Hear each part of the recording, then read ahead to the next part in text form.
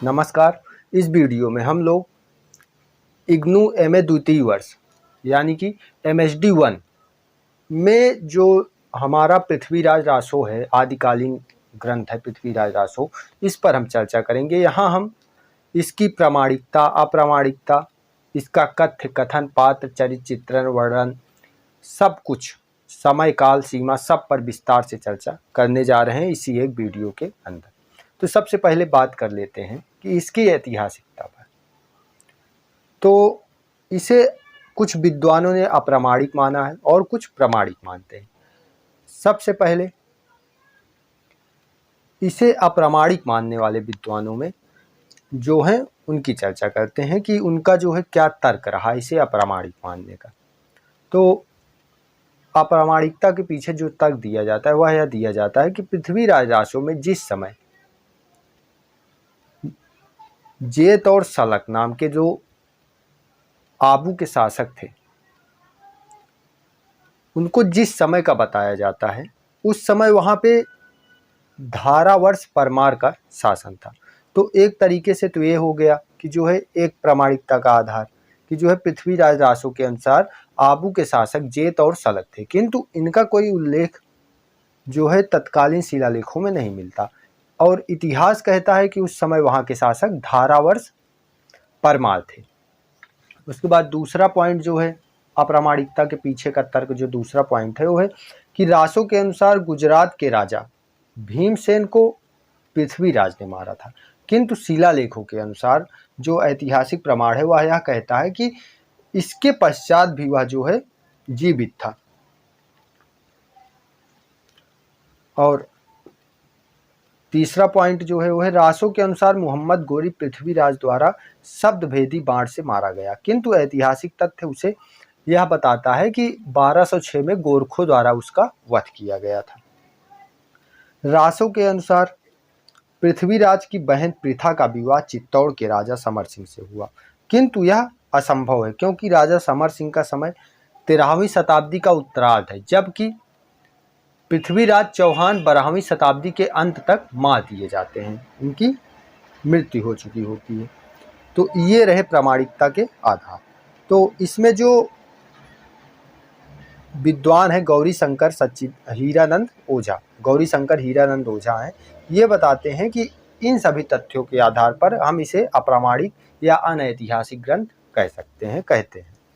और रामचंद्र शुक्ल का तर्क है कि ऐतिहासिक तथ्यों के साथ बिल्कुल मेल न खाने के कारण अनेक विद्वानों ने पृथ्वीराज के समसामयिक किसी कवि के रचना होने में पूरा संदेह किया है कि मतलब जिस समय पृथ्वीराज थे उस समय की रचना ये है ही नहीं। क्यों ऐसा क्यों शुक्ल जी कहते हैं? क्योंकि इसमें चंगेज, तैमूर आदि जो पीछे के शासक रहे हैं इनका भी नाम इसमें आता है। तो संभवतः इसके पीछे यह भी हो सकता है कि इसमें बाद में जोड़ दिया गया हो, किंतु जो शुक्ल जी का तर्क है वो यही है कि जो है ऐतिहासिकता का जो अप्रामाण इसे ऐतिहासिक नहीं माना जाता, उसके पीछे तर्क यही है कि इसमें जो चंगेज और तैमूर जैसे शासकों के, परवर्ती शासकों के भी नाम आए हैं। और इसे कुछ विद्वान 16वीं शताब्दी का लिखा हुआ जाली ग्रंथ भी ठहराते हैं, तो उस पर आगे चर्चा करेंगे। अभी देखते हैं इसके प्रामाणिकता के पक्ष में क्या तर्क है। श्याम सुंदर दास, जो प्रमुख साहित्य इतिहासकार श्याम सुंदर दास हैं, ये इसे काव्य ग्रंथ को ऐतिहासिकता की कसौटी पर कसना ठीक नहीं समझते, क्योंकि वो मानते हैं कि कोई भी काव्य ग्रंथ वो जो है कवि की कल्पनाओं और उसमें जो है कल्पनाओं पर आधारित होता है, उसमें जो है कि तथ्य और तिथियां पूरी तरह से सही हों ऐसा संभव नहीं है। और इसके संपादक जो हैं विष्णुलाल पांड्या, इसका समय आनंद संवत से परिभाषित करते हैं कि जो इसमें समय निर्धारित किया है चंद्रबरदाई ने वो आनंद संवत लिया है, जो जिसमें आनंद संवत और विक्रम संवत में 90-91 वर्षों का अंतर आता है। इसे उन्होंने रासो की ही एक दोहे के माध्यम से बताया है कि जैसे एकादश दय 15 विक्रम साग अनंत तिहि रिपुजय पुरहन को भय पृथ्वीराज नरेंद्र। तो यहाँ पे इसके माध्यम से इन्होंने बताया है कि जो आनंद संवत है और विक्रम संवत है, इसमें 90-91 वर्षों का अंतर है। स्वयं जो है चंद्रबरदाई ने अपने ग्रंथ पृथ्वीराज रासो में लिखा है। उनके मतानुसार कि जो विक्रम साग आनंद का अर्थ है 90 है, और आ का अर्थ 0 और नंद का अर्थ 9 है, अर्थात 91 विक्रम संवत से 90 वर्ष घटा देने पर आनंद संवत बनता है। इसके बाद इसके रचना काल और रचनाकार को लेकर भी विवाद है, जिसमें इसके पहले थोड़ा सा देख लेते हैं कि निष्कर्ष क्या निकला इसका, प्रामाणिकता और अप्रामाणिकता के पीछे। इसका निष्कर्ष यह निकला कि पृथ्वीराज रासो इतिहास ग्रंथ नहीं काव्य ग्रंथ है, अतः इसे ऐतिहासिकता के आधार पर तौलना ठीक नहीं है। उसके बाद रचना काल और रचनाकार के लेकर जो विवाद है उसको देख लेते हैं कि विवाद जो है ये क्या है कि जैसे जो साहित्यकार ओझा जी हैं इसको 16वीं शताब्दी इसका जो है इसका रचना काल मानते हैं। माता प्रसाद गुप्त 14वीं सदी, द्विवेदी जी 17वीं सदी। रचनाकार के विषय में क्या विवाद है? रचनाकार के विषय में विवाद यह है कि चंद्रबरदाई नामक कोई रचनाकार हुआ ही नहीं, या फिर अगर हुआ भी है तो पृथ्वीराज के समय में नहीं रहा है। तो संभवतः ऐसा हो सकता है कि पृथ्वीराज के किसी आने वाले वंशज ने इसको जो है किसी कवि के द्वारा लिखवाया हो इस ग्रंथ को, और इसमें कवि ने लिखते समय खुद को पृथ्वीराज का समकालीन घोषित करके मानकर इसको लिख दिया हो। निष्कर्ष क्या निकलता है? निष्कर्ष यह निकलता है 14वीं सदी से पूर्व चंद नाम का कवि था। क्यों? इसके पीछे कारण क्या है? क्योंकि जो है जयचंद प्रबंध में 4 ऐसे छप्पयों का अनुसंधान, अर्थात 4 ऐसे छप्पे खोजे गए हैं जो चंद के नाम से हैं। इनमें थोड़े बहुत परिवर्तन के साथ इसको आज भी हम देखने को पाते हैं। तो इसके आधार पर जो निष्कर्ष निकलता है वह यह निकलता है 14वीं सदी से पूर्व, अर्थात जब 14वीं सदी में इसको जो है परिवर्तित किया गया है, तो जो ये पृथ्वीराज रासो है ये इससे पूर्व का है। तो जो निष्कर्ष निकलता है यही कहता है कि 14वीं सदी से पूर्व चंद नाम का, अर्थात चंद्रबरदाई नाम का कोई कवि था, और उसने पृथ्वीराज चौहान पर काव्य भी रचा था। और वर्तमान रूप में प्राप्त रासों में चंद की रची हुई अनेक पंक्तियां थोड़े बहुत परिवर्तन के साथ हमें मिल जाती हैं।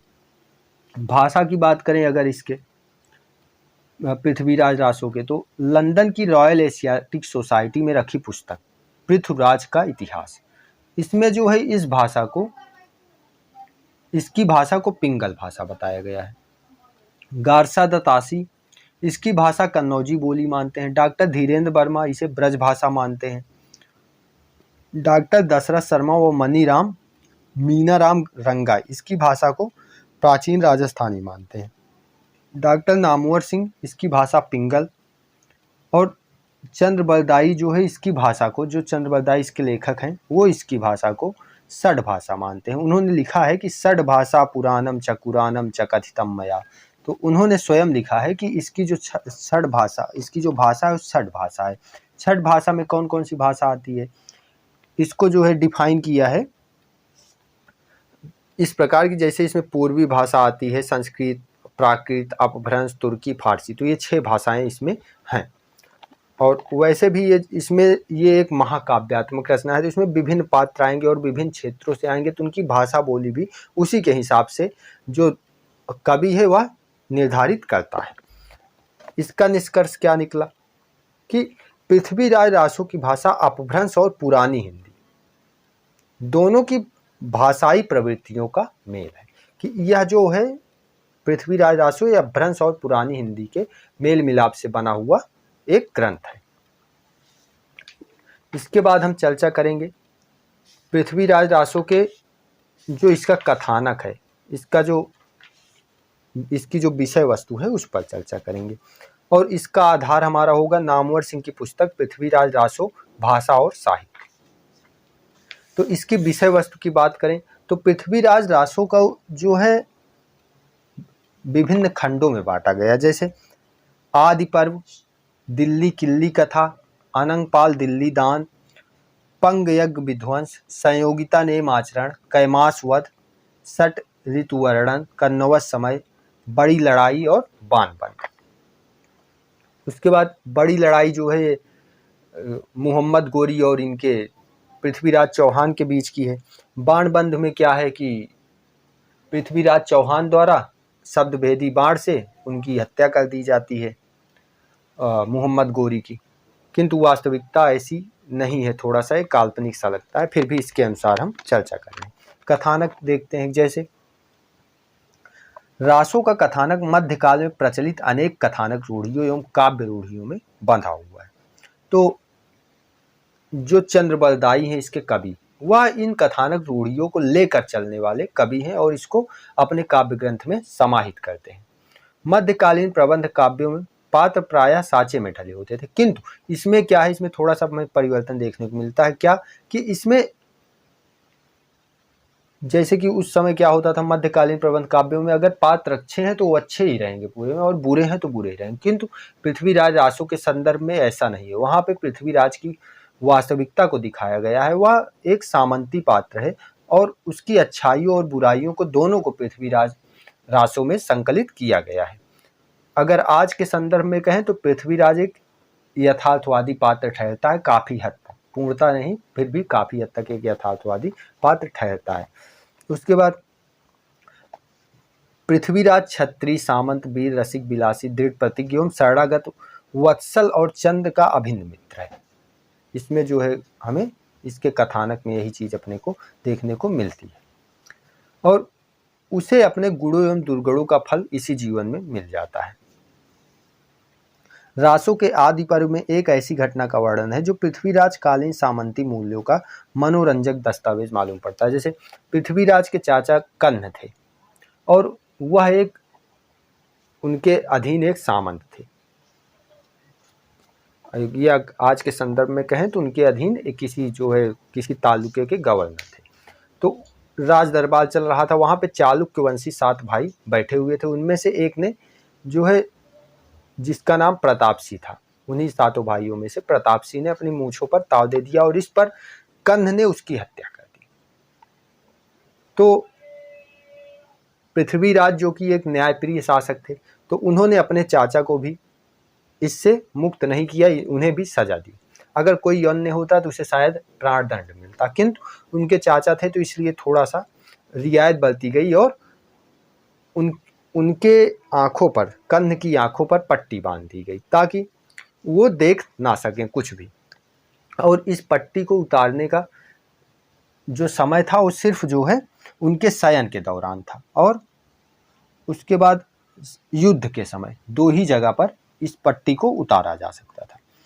इसके बाद एक और इसमें प्रमुख घटना अपने को देखने को मिलती है, कैमास वध। कैमास जो है ये पृथ्वीराज का एक विश्वासी मंत्री था, उसका प्रधानमंत्री था, और पृथ्वीराज जब छोटा था तो उसकी माँ ने इसी की मदद से सारा साम्राज्य संभाला हुआ था, राजपाट संभाला हुआ था।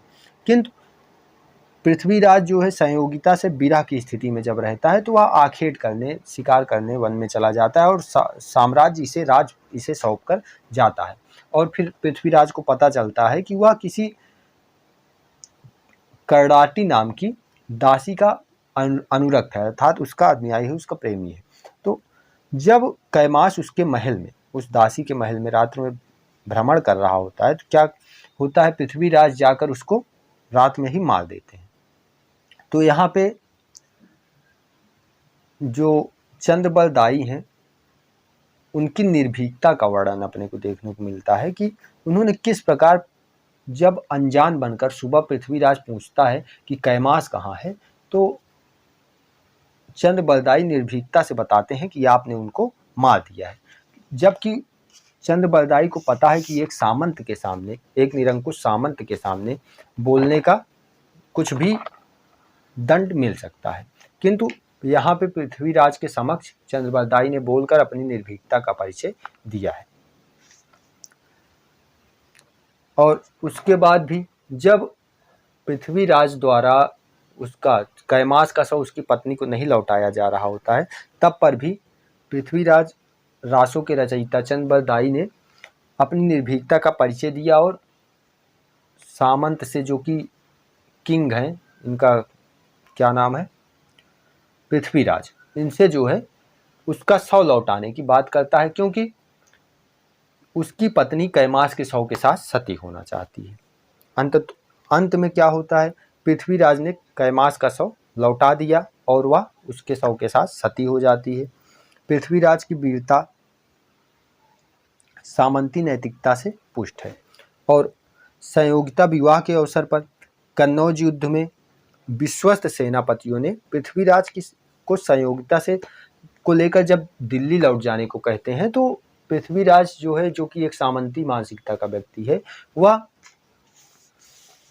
इससे इनकार कर देता है और कहता है, जिसके अधीन समस्त तुर्की और हिंदुस्तानी राजा हैं, तुम उसे दिल्ली लौट जाने को कहते हो, वैसे डर कर वह लड़ कर जाएगा। तो फिर अंत में क्या होता है कि युद्ध होता है जयचंद और इसके बीच, पृथ्वीराज चौहान के बीच। एक बात और यहाँ पे मैं ऐड कर दूं कि पृथ्वीराज चौहान जो थे और जयचंद जो थे, ये दोनों मौसेरे भाई थे। कि जो दिल्ली के शासक अनंगपाल थे, उनकी दो पुत्रियां थी, एक पुत्री के बेटे थे पृथ्वीराज चौहान और दूसरी के जयचंद, और जयचंद की पुत्री संयोगिता थी। संयोगिता से ये पृथ्वीराज चौहान, इनको प्रेम हो जाता है और उससे विवाह करते हैं युद्ध के बाद, फिर कन्नौज युद्ध के बाद। तब जयचंद जो है इनको पहचान लेता है जब ये उसके दरबार में जाते हैं। सबसे पहले क्या होता है कि चंद्रबलदाई और पृथ्वीराज चौहान दोनों वहाँ पे जयचंद के दरबार में जाते हैं। वहाँ एक कोतवाल होता है जयचंद का, वो वहाँ दरबार में जयचंद को पहुँचाता है, क्योंकि पृथ्वीराज को पहुँचाता है जयचंद के दरबार में, क्योंकि जयचंद पृथ्वीराज को पहचान नहीं रहा होता है। वह थोड़ा सा भेष बदल के आया हुआ रहता है और चंद्रबलदाई को पहचानता रहता है, चंद्रबलदाई से मिलता है और उससे जो है एक व्यंग करता है कि क्या हुआ। बलदाई मतलब, बलदाई का अर्थ होता है बैल टाइप का कुछ अर्थ निकालता है वह, और कहता है क्या हुआ, जंगल में घास सूख गई है या पेड़ सूख गए हैं, क्यों बैल इतना दुबला हो गया है। तो इस पर जो जयचंद है, इन्होंने उसे जवाब दिया कि जो हमारे शत्रु हैं, जो पृथ्वीराज के शत्रु हैं, वो सब उससे डर कर कि जंगल के पीछे जाकर छुप गए या कुछ पत्तियां पेड़ पौधे मुंह में दबाकर उनके अधीन आ गए, इसीलिए जंगल में पत्तियों की कमी हो गई, इसीलिए यह जो बरद अर्थात बैल है यह दुबला हो गया है। तो यहाँ पे ये व्यंग्यात्मक वार्तालाप चलता है और उसी समय एक दासी की एंट्री होती है। दासी जो है वह पृथ्वीराज चौहान को पहचान जाती है और अपने सर पर पल्लू करती है। तो इससे जयचंद को थोड़ा सा डाउट होता है कि ये जो दासी है इसने ऐसा क्यों किया। कुछ लोग फिर अनुमान लगाते हैं कि शायद चंद को देखकर उसने ऐसा किया होगा, चंद्रबलदाई को देखकर, क्योंकि यह भी वहीं का है और उससे पृथ्वीराज चौहान से का करीबी है, इसीलिए शायद दासी ने ऐसा किया। और जयचंद ने उनके निवास के लिए वहाँ पे व्यवस्था की थी महल में, तो वो लोग वहाँ रुकते हैं, किंतु बाद में जयचंद को पता चल जाता है कि हाँ यही पृथ्वीराज है, और फिर जयचंद पृथ्वीराज पर आक्रमण का आदेश दे देता है। पृथ्वीराज के सभी सामंत जो हैं वो युद्ध मैदान में जाते हैं और पृथ्वीराज शहर भ्रमण पर जाता है। वह नगर भ्रमण करता है और उसी दौरान उसकी मुलाकात गंगा किनारे संयोगिता से होती है, जो कि महल से निष्कासित है और गंगा के किनारे बने एक महल में, एक किले में अपनी दासियों के साथ रह रही है। और निष्कासित क्यों है, क्योंकि उसने यज्ञ के समय जब यज्ञ हो रहा था तो वह वरमाला जाकर पृथ्वीराज चौहान की मूर्ति पर डाल देती है और इस पर जयचंद क्रोधित होकर उसे वहाँ पे गंगा के किनारे निवास करने का आदेश देता है। तो वहीं पे पृथ्वीराज चौहान और संयोगिता की मुलाकात होती है और अंत में पृथ्वीराज चौहान युद्ध जीत जाता है और संयोगिता को लेकर दिल्ली वापस आता है और उससे विवाह करता है। यहाँ बीच में जब पृथ्वीराज चौहान कन्नौज के लिए रवाना होने वाला होता है, तो वह अपनी सभी रानियों के पास जाता है और सभी रानियों के पास जाकर उनसे विदा मांगता है, उनसे आदेश मांगता है। एक तरीके से सामंत क्या आदेश मांगेगा, एक तरीके से यहाँ पे जो चंदबलदाई है इनको षड ऋतु का वर्णन करना रहता है, कि जो 6 ऋतुएं हैं उनका वर्णन करना रहता है। तो इसी वजह से उन्होंने ऐसा किया कि जाके वहाँ पे आदेश मांगता है, तो सभी रानियाँ उसको एक एक ऋतु अपने पास रोक लेती हैं। इसके बाद वापस आ जाते हैं अपनी कहानी पे। तो यहाँ पे जब वह दिल्ली वापस आ जाता है, तो दिल्ली वापस आकर वह संयोगिता से विवाह करता है और उसके बाद वह उसके साथ अपना प्रेम प्रलाप में, विलासिता में लीन हो जाता है। तो इस प्रकार हमने देखा यहाँ पे इसका वर्णन, जो कि हमारा ग्रंथ काव्य है रासो साहित्य का। इसका नाम क्या है? पृथ्वीराज रासो। इसका हमने यहाँ पे देखा। इसमें श्रृंगार, युद्ध आदि का वर्णन है और कई कई चीज़ों का बहुत बढ़ा चढ़ा कर वर्णन कर दिया गया है। ठीक है, कि जैसे वहाँ पे जब उसके हाथी चलते हैं, तो जब पृथ्वीराज की सेना चलती है तो पूरा आकाश जो है धूल धूसरित हो जाता है, वहाँ पे कुछ भी दिखाई नहीं देता, घना कोहरा छा जाता है, इस टाइप का वहाँ पे वर्णन है। प्रकृति चित्रण भी है जिसे हमने षड्रित के माध्यम से देखा।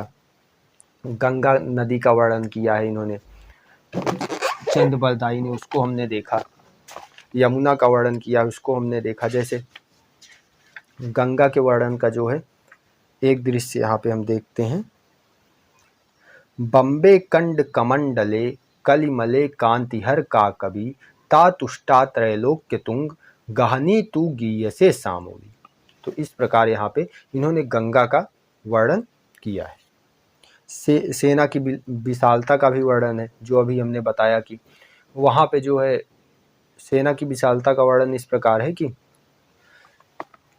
सुन गंधव गंधव नीति सुनी दिवि भूमि पलाय दिव्य धुनि तलताल तमालय सालवटी बिचि अम्ब गंभीर जंभीर वटी।